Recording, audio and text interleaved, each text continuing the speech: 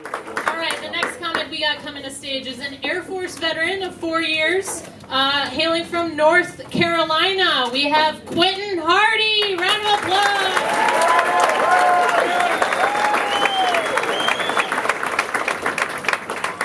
How y'all doing tonight? So I'm from a small town in North Carolina, and just to give you an example of what I mean by small, I graduated high school with the lowest GPA out of my graduating class. At the same time, I was the runner-up of valedictorian. So you can imagine how hard it was for me to date in a town like that. You know what I'm saying? So I went home last month, and when I went home, I decided to get on Tinder.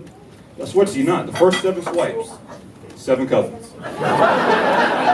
See, y'all laughing, but y'all know how awkward it is to call your mother at 1 o'clock in the morning, trying to figure out how the branches of your family tree work. Hey, mama, how you doing? Quick question. Are we related to the Jenkins? Word. What does twice removed actually mean? Like, on a scale between Hills Have Eyes, Cyclops babies, and Woody Allen, where do I fit? Where do I fit in all this? So like I said, man, I'm from North Carolina, and I'm glad to represent North Carolina here on stage with you guys, because it taught me one thing, it taught me a lot about Southern hospitality. So you can imagine coming from a place like that, and kids' first words is like, God bless you. You'd be surprised when I moved up here, just how mean everybody was, man. Like, it must be something in that, like, Old Bay seasoning y'all use. Because I swear to you not, my best friend had a baby. And the baby came out the womb with brass knuckles on.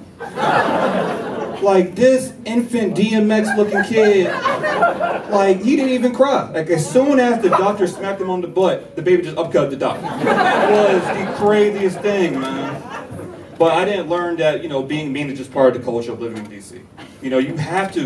There's bums everywhere. You gotta have that edge. Like, don't look at me. So, but I didn't learn that until it was like my first time just walking around the city. So, I'm looking at everything from y'all's high-dollar apartments to all y'all's museums to all the statues and monuments of our nation's best presidents and slave owners. Like, I get off the metro. I'm on the escalator. And I'm just standing there, out of nowhere, I get elbowed in the ribcage by this older white lady, man. I turn around, and she had this huge Confederate flag shirt on. You can see. Y'all,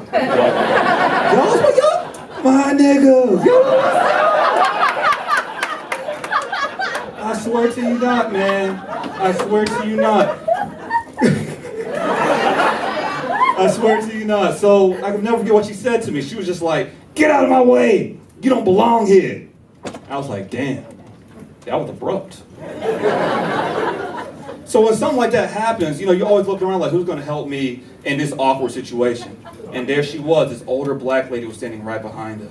And when I say she was old, she was old. I mean, it looked like she taught Harriet Tubman how to run, y'all. She was majestic. And I'll never forget what she did, man. She just leaned over the rail, she looked at me, looked back at her, looked back at me, and was just like, "Yeah, motherfucker!" I was like, "God damn, y'all are mean! What is wrong with y'all?" But I'm glad that happened, because if that never would have happened, I would never learn about escalator etiquette. I did not know if you're gonna be on that left side. You better be leaving the fucking. There was no standing on that side.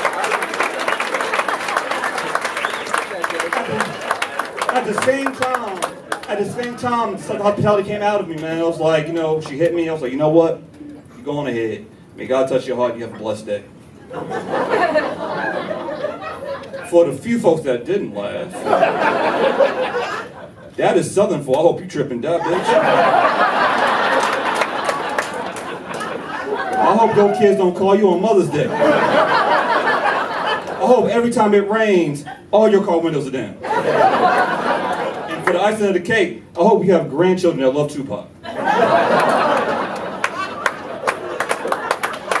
But I'm new from, like I said, but there's one big difference that I noticed between the Carolinas and the DMV. The DMV. And that's y'all's the dating culture here. The dating culture will mess you up if you're not from here. Like, I didn't know this thing called the $100 rule. Any of y'all know what the $100 rule is? All right, let me put y'all on game. So, the $100 rule is how much the dude is supposed to pay by the bare minimum, just so the girl don't call her girlfriends up like, guess what this broke motherfucker did? Personally, I don't believe in that, because I'm from North Carolina. My brokenness comes down from the generations. So if you're gonna mess with a guy like me, you better be used to like a $15.99 and a free coupon of Dairy Queens. But at the same time, I don't believe in that because, you know, no one should ever have to base your relationship based on how much money you spend on somebody. That's wrong, right? Because I think, especially for a first date. So to me personally, I think first dates should be based on 3 things. 1, do we have the same Netflix taste? 2, do we actually get along with each other?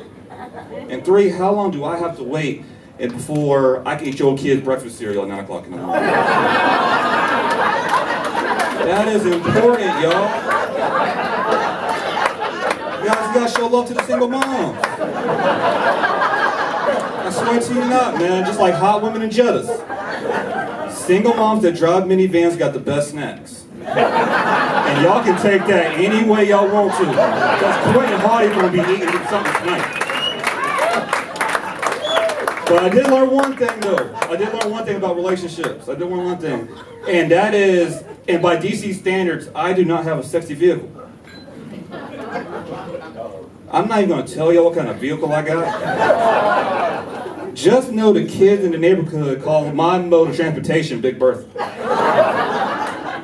And Big Bertha's an old piece of shit. It's a cop blocking piece of shit. I'm gonna tell y'all a quick story real quick. So I see the girl on a date. Take the girl on a date, pick her up. She come out of nowhere. Ooh, are you always this happy? Are you just happy to see me? Neither. Big Bertha just started and she didn't blow up. You better hop on in before this little good luck train runs out.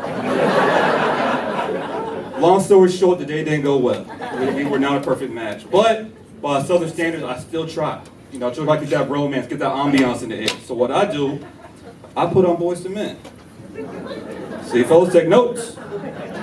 Take notes. Them panties are wet right now. I put on. I didn't get the same. I didn't get the same reaction though. I didn't get the same reaction. All she looked over at me was like, ugh, it's garbage. Now I'm a Gemini, ladies and gentlemen, so I got 2 sides: Southern hospitality and Southern player. I'm here to tell y'all, Southern hospitality went out the window. As soon as she said that, I put her on game. Like, listen here. First thing you need to know, it ain't about the money. It's never been about the money. What you need to understand is not even about this car.